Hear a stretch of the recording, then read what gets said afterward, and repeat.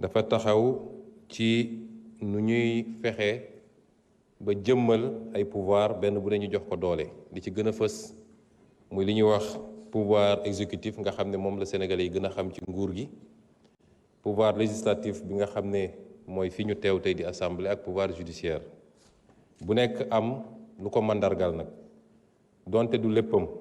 boo jëlee pouvoir exécutif dañuy wax ki ko mandargal dëgg mooy président de la république mu ànd ci ak gouvernement bu premier ministre jiite. boo ñëwee ci pouvoir législatif président assemblée nationale la, bureau bi ak l'ensemble des députés. boo demee nag ci pouvoir judiciaire di nga fa fekk lu mel ni conseil constitutionnel, cour suprême, cour des comptes ak li ñuy wax les cours et tribunaux. loolu nag benn bu ne dafa am ay cër yu ñu ko jox te cër boobu constitution moo ko jox. moo tax débat bi léeg-léeg dañ koy biaisé.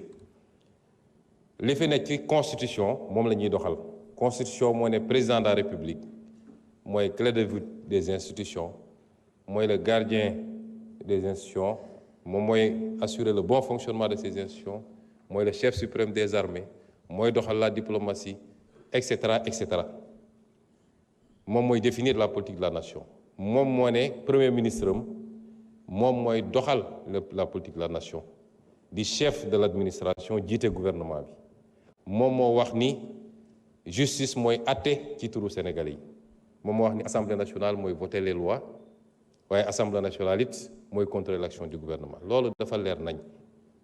kon defe naa polémique mënul am ci loolu. pouvoir kenn ku nekk ci ñoom premier ministre, président de la république moo koy fal, moo koy nommé, waaye du ko jox pouvoir am. pouvoir am constitution la jóge. le premier ministre tient ses pouvoirs de la constitution et non pas de la volonté du président. c'est sa nomination qui ressort de la volonté du président. moo tax nit ñi suñuy wax dañuy tasaare mais premier ministre li muy liggéey est-ce que dëppoo nag li constitution wax ni lii mooy ay pouvoir am, loolu moo jara xool. noonu lañ koy xoolee ci justice, xool ko ci assemblée nationale bi. léegi nag ni constitution génnee pouvoir yooyu la créer nag les mécanismes de collaboration entre ces institutions, notamment li ñuy def nii benn la ci forme collaboration. est-ce que doy na, mat na, wala dañ ko war a mottali? loolu ñëpp dëppoo nañ ni les institutions ne sont pas dressées pour le sommeil, comme on dit. ces institutions évoluent au gré du temps et de l'évolution des sociétés. ba tax ñu jàpp ni institution yi war na évoluer. ñu ngi ciy liggéey nag, président am na lu mu ciy liggéey, waaye yéen ñii sax député yi xam leen ni am ngeen capacité ak sañ-sañu proposer des modifications yu war a améliorer les institutions. parce que l'initiative de la loi appartient concurremment à l'Assemblée nationale et à l'exécutif. bu leen ko fàtte mukk. donc du affaire u exécutif kese, waaye lu ñuy def la ci ubbi ko, muy discussion yu yaatu, consensus.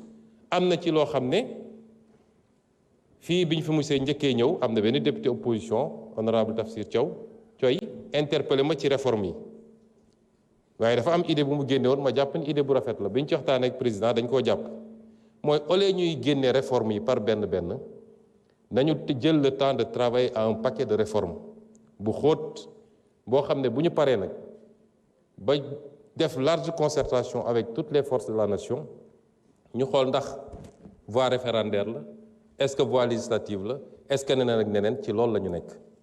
mais pour le moment Sénégal amul problème mu institution. mu jëm nag ci critique yi ñuy def ci fonctionnement institution yi. dañuy wax ci justice, noonu lañ ko mën a wax d'ailleurs ci assemblée nationale. les lenteurs à l'assemblée nationale il faut ñu wax ci, ndax def ngeen ñaata weer ba léegi règlement intérieur mënagu leen ko jël. fu ne mën na am lu ñu fa gis ni waroon na mun a gën a gaaw, waroon na mun a doxee neneen, mais loolu beneen débat la, parce que sama temps jeex na. dinaa ci dellu siwaat parce que dafa am question fond. dese na la 3 minutes dafa juumoon. vous avez 8 minutes. dese na 3 minutes. voilà. bon bu ñu waxee affaire fonctionnement institution yi, ci biir institution yi ñuy xool naka la war a fonctionner. boo demee ci exécutif di nga fa gis loo xam ne lu ñu mën a teg baaraam la. boo demee ci législatif di nga ko fekk, boo demee ci judiciaire nañ fa di nga ko fa fekk. l'institution judiciaire nag dafa am un rôle central. ndax moom moo war a stabiliser la nation en réalité moom su doxee ni mu war a doxee mu war a stabiliser la nation mu am ay notions yu ñuy jël man pour man ay erreur la indépendance de la justice d'abord indépendance de la justice tekkiwul un gouvernement des juges où la justice est totalement coupée de tout ñoom ñooy doxal nu mu leen neexee d'abord justice pàcc yu bëri la su ñuy wax indépendance de la justice dëgg c'est les juges des juridictions de jugement et de l'instruction certainement mais le parquet par essence kan mooy autorité mais c'est le parquet reçoit des instructions du ministère de la Justice qui n'est pas une autorité judiciaire c'est une autorité politique dans le sens de membre d'un gouvernement buy doxal la politique du gouvernement dans le secteur. La politique pénale, c'est le gouvernement qui la détermine, c'est pas les magistrats. Ce que j'entends par politique pénale, moi, dans le ci biir corpus légal bi mënuñu ko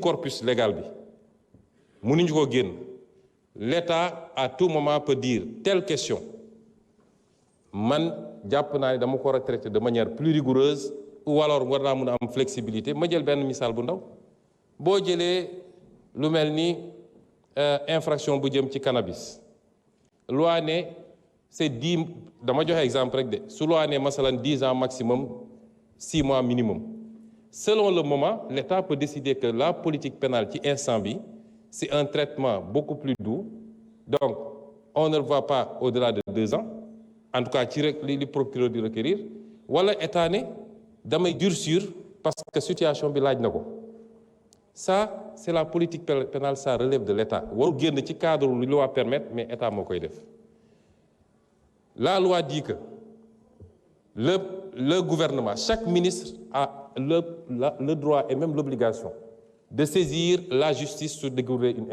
infraction et même d'instruire la justice c'est pour des raisons de rationalité que le gouvernement bi yëpp dajale ko teg ko ci loxo ministre de la justice kon foofu am na un lien ombilical parce que l'ordre public relève de la responsabilité de l'exécutif dans un pays maintenant les juridictions du jugement ñoom dañoo am seen indépendance ñu teg ko ci ñaar yu am solo bu ci njëkk mooy le principe de l'inamovibilité mooy juge bi mënoo parce que neexuma ba ne dama ko fiy jëlee ñaareel bi mooy leur soumission obligatoire à la loi ils ne servent que la loi ils ne reçoivent pas d'instruction seen intime conviction la ñuy juger c'est comme ça que fonctionne la justice. Merci beaucoup jërëjëf. Honorable député